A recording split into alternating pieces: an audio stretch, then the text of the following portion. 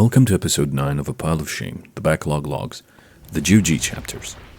Today we take a look at the highly acclaimed series of The Witcher with The Witcher 2, Assassins of Kings.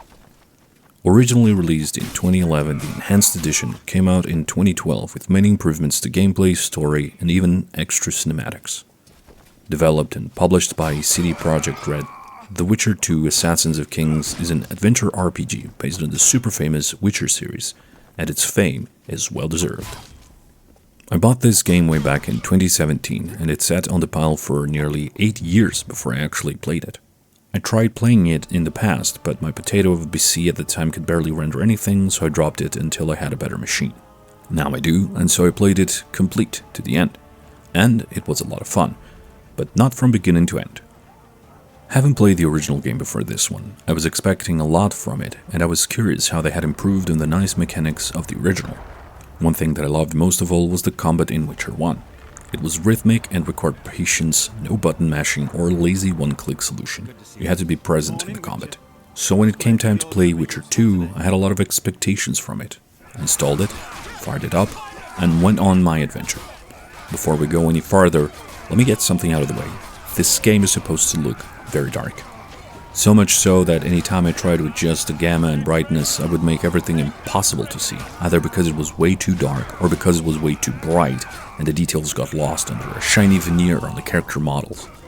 That was a true trial for me, but eventually I passed it. Starting the game offers to continue from a Witcher 1 save, but I didn't have it, so I had to start brand new. I don't know all the changes presented when you import a save game, unfortunately, so if you're interested, you can dig for that information on your own. The first thing to do was to play the tutorial, where you learn the basics of gameplay and control.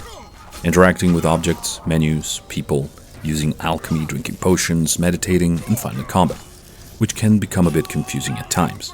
The amount of possibilities in this game is a bit overwhelming at first, but with practice and patience, you can get the hang of it. The combat is very chunky, and I'm unsure if it follows the rules of rhythm and patience of the first one. It's hard to tell. It doesn't show the same prompts as the first one, but I can't say if you should be clicking or pressing buttons at the right time or not. At the end of the tutorial, there is an arena fight that helps determine the game's difficulty, checking to see if you actually manage to defend yourself in combat or not.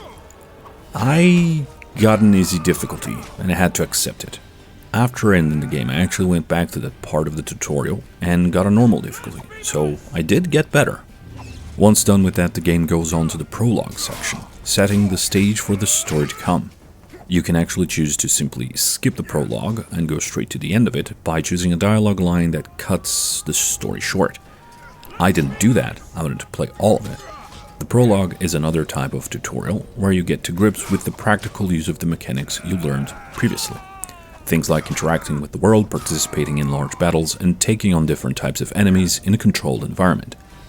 I'd be lying if I said the game handles tutorials well, but at least it teaches enough times so you can only blame yourself for failing something. After the initial challenge of the prologue, we then enter the first act of the game, which is similar to what we did in Witcher 1. Each city or village is an act, and it is self-contained. Any side quests or characters therein are locked to that location. If you take on any quests, be sure to finish them before moving on to the next location, otherwise that's experience and money lost. What the game doesn't tell you, and something I learned from the first one but forgot coming into this one, is that books are a good source of information and reading them can become essential. That is also true of your journal. You may think you know everything, but reading the quest description can make things clearer and way easier. There's a lot to do in every city. Witcher work, arm wrestling, dice rolling, drinking, fighting with the locals, and choosing a side on the ongoing racial war between humans and non-humans, also the main quest. If you are unfamiliar with the world of The Witcher, you should get acquainted really fast. People have no issues about telling you exactly what is going on around them, and you can always buy books to get more information about the world overall and its inhabitants, monstrous or otherwise. The information is summarized so you won't have to spend too much time reading pages and pages of text, only the important parts of it. After getting into the first city and exploring a little in order to get a feel for the happenings, I embarked on the several side quests and several main quests, trying my best not to get stuck on anything in particular. I had a few issues in the first hours, and I did get stuck on a few particulars, but nothing that required a restart. which takes me to the real combat in the game: monster hunting and group fights. Witcher is a difficult game. It asks a lot of attention from you and requires you to prepare for many things during your quests. You have to make sure you have all equipment on point. You have to make sure you have oils for your swords. You have to make sure you have potions, and you have to make sure you have the equipment to throw or traps to set around. Also, make sure you know how and when to use your signs to apply a variety of debuffs or buff your own defense in combat. It can take some time. You may lose a few battles, and you may have to restart. The game is not going to hold your hands as you go around trying to understand everything, and that's good. It makes me feel like I should be on the level of a Witcher to face the world beyond the safe walls around the cities. After that first chapter, things pick a different pace, and the adventure starts growing in me. So I get on my gaming phase. I prepare properly, I read more, I craft and brew more often, I manage my equipment, I manage my items, I check my journal often. I do the Witcher work. I walk the path. In doing so, I am really taken by the game. Everything clicks into place as I play more and more. I was originally going to release the video without having finished the game, with the intention of finishing the game without the looming presence of the video hanging over my head. But the game had precedence. I had to continue. The world engulfed me with its environments, its music, its fantastic atmosphere, and its characters. I have to say, there is much to love about this game, but not everything is perfect. A few things are never told to the player, like the reliance on books and knowledge in general being useful. I was left wondering how much the game was willing to hand me in matters of world building if I had not read the books I did. So much so that I am still a bit uncertain about the last conversation in the game, where I could ask many questions and get many interesting answers. I wasn't sure that the options were all there, or that the characters were speaking truth. In the Witcher world, lying is as common as breathing, and trusting people is difficult, especially when everyone is trying to use you as a tool or an excuse for something. Navigating the intricacies of this world is harder than killing a dragon, and the game does nothing to make you understand that. Another thing that is touched on but not fully explained is the character progression. Much of it is unexplained, and you have to read everything carefully in order to create a character who is good enough at everything.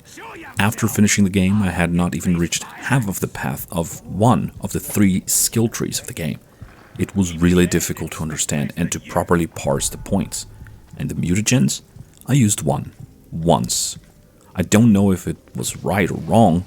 I don't know if I should focus on learning as much as possible, or as focused as possible in small skills. But I did make a character that ended up being quite useful.